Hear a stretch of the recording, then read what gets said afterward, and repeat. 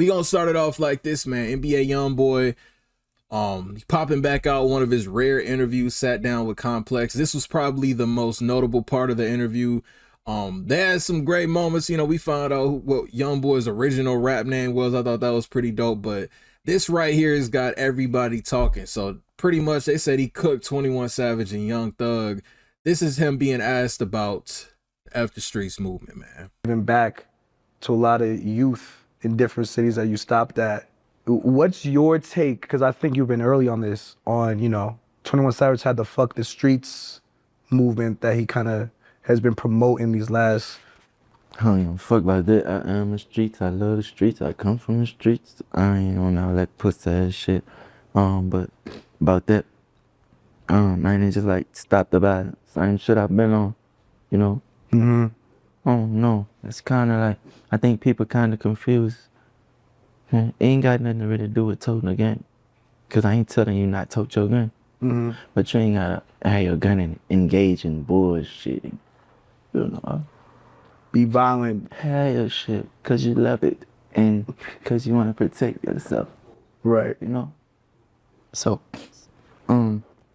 that's why I donate money to those type of things. Cause I actually do kill.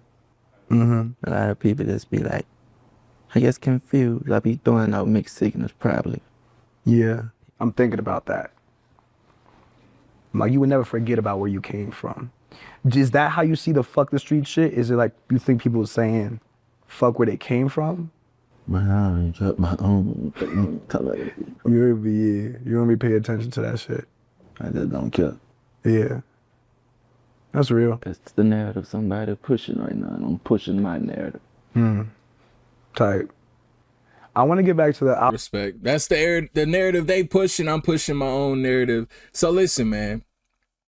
I'm 50-50 on this After Streets movement that's been going on. I ain't really get, you know, the time to really speak on it. I didn't make a video on it. So I'm 50-50 on it. You know, I get what 21 is saying, you know, as far as you can't beat the streets, you'll never win against the streets.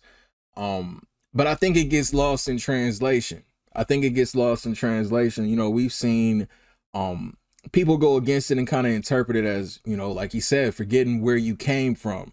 You know, a lot of these rappers, man, especially within the last 10 to 15 years, these are rappers that really came from this environment. They came from the streets. Some of these rappers been locked up for attempted murder charges, all of that. They've been through it.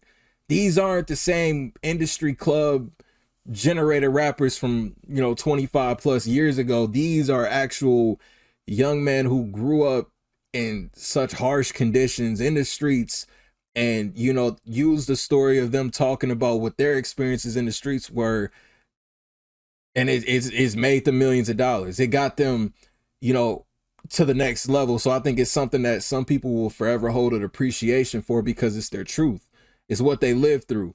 But I do think it gets lost in translation. You know, they think people want them to forget where they came from.